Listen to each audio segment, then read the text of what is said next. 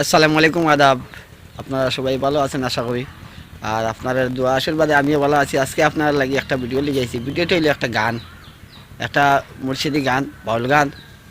হ্যাঁ, এই গানের মধ্যে অনেক কিছু শোনার মতো বোঝার মতো আছে।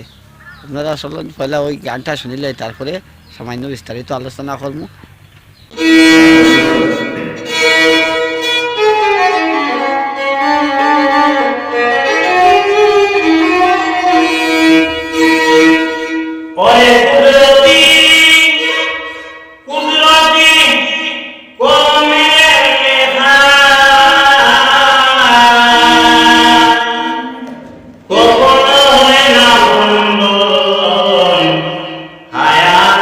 Mo, y de maní,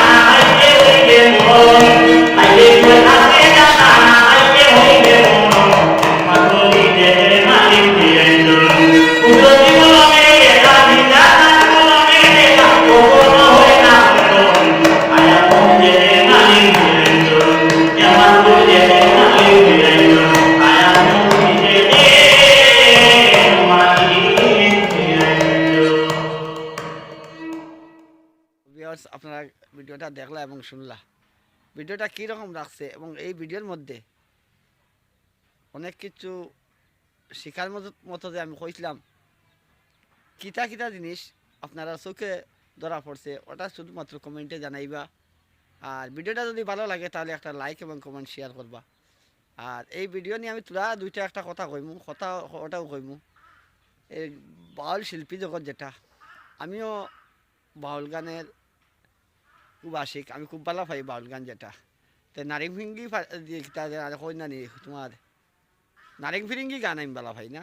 বাউল গানের আমাদের তত্ত্বদায়ক কিছু গান আছে, দেহতত্ত্ব গান আছে এবং মুর্শিদি মারিফতি কিছু গান আছে। এইসব গান আমি খুব ভালো পাই। বিভিন্ন জায়গাত রুস মহফিল হইলে আমিও যাওয়ার চেষ্টা করি। ভালো লাগলে কত সময় বইয়া দেখি বা নিজেও চেষ্টা রাখি, কিছু কইতাম পারিনি। তবে এই যে ইয়োর মধ্যে কিছু শিল্পীর দ্বারা এই বাউল গানের জগৎটারে মানে নষ্ট করি পেলাই দিছে।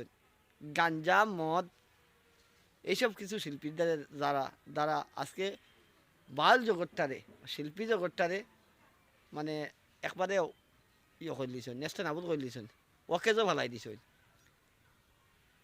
আর এইসব শিল্পীসকলরে দিয়া কেউ গান বান করাইও না, উদাল্লা ফুল্লা দেশের বদনাম, মুসলমানের বদনাম, শিল্পী জগতের বাউল শিল্পী জগতের বদনাম। আর ভিডিওটা ভালো লাগলে শেয়ার করবা। আসসালামু আলাইকুম, আদাব সবাইকে।